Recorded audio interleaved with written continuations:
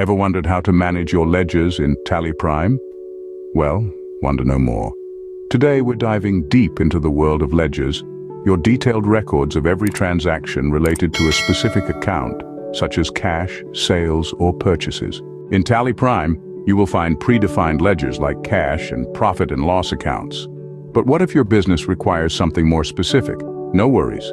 You can easily create custom ledgers suited to your business needs. Creating a new expense category is as simple as creating a new ledger.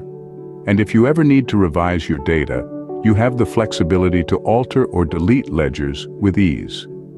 Once your ledgers are in place, they'll provide detailed reports of all related transactions.